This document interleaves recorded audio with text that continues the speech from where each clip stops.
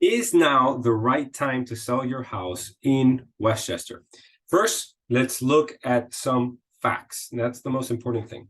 And I'm going to pull up this week's market update so that way we can really look at it. And this has been a trend for this month. So right now we're seeing more homes go for sale than what they are selling. So what that means is that inventory is increasing. We're currently at about 4 months of inventory. And if you look at historically, a neutral market is about 6 months of inventory when neither the buyer nor the seller have the advantage. We are heading more in that direction. Anything after 6 months, you're looking that buyers have a lot more leverage on this. So this week we had 11 properties for sale, 4 homes sold, 7 properties moved forward and signed contracts, 3 properties canceled, 4 properties expired, and 8 homes had to reduce their price because they weren't getting traffic. So with the interest rates that are currently at 6% for the 30-year and 5.17 for the 15-year, the buying power has helped have more demand. So you always have to analyze exactly what's going on in the area so that way you can see.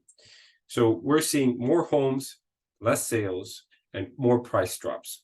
The days on market's around the same. It's not taking any more longer.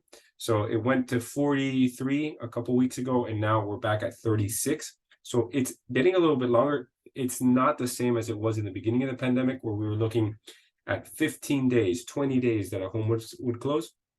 And now it's getting a little bit more to what the normal market should have.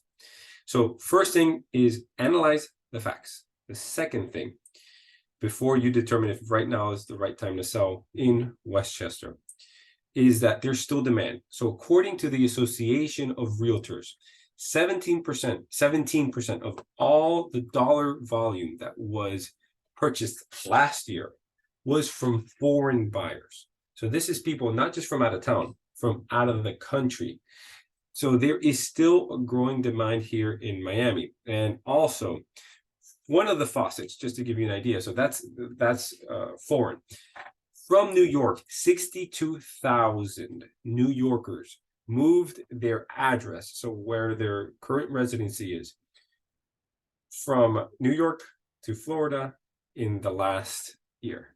So if you look at that, that tells you that there's still a huge amount of demand. So regardless of, and what's important here is regardless of what you hear locally, there's still demand out there.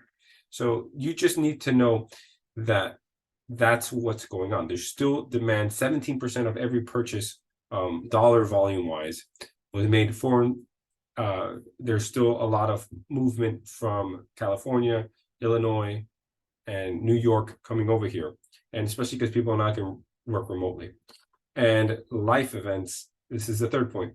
Life events beat the market. So whether you're really trying to time it or not, it more depends on your specific situation. So if you're having some kind of life event and you need to sell, you're moving, going to an assisted living facility, have a death in the family, things like that, that trumps what's going on in the market. So you just need to adjust to what's going on in the market. And the best way to do that is by testing it out, going in there, seeing what's going on, and then you can always renegotiate an offer. Offers that come in, you can say no, and you can decide at the end to never sell it, but you need to know what's going on. So that's it for today's video.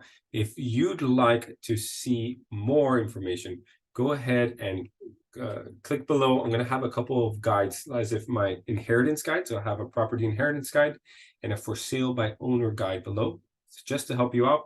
I understand that selling a house isn't like selling a car, much larger asset. So you need to be as informed as possible to make the best decision for you and your family.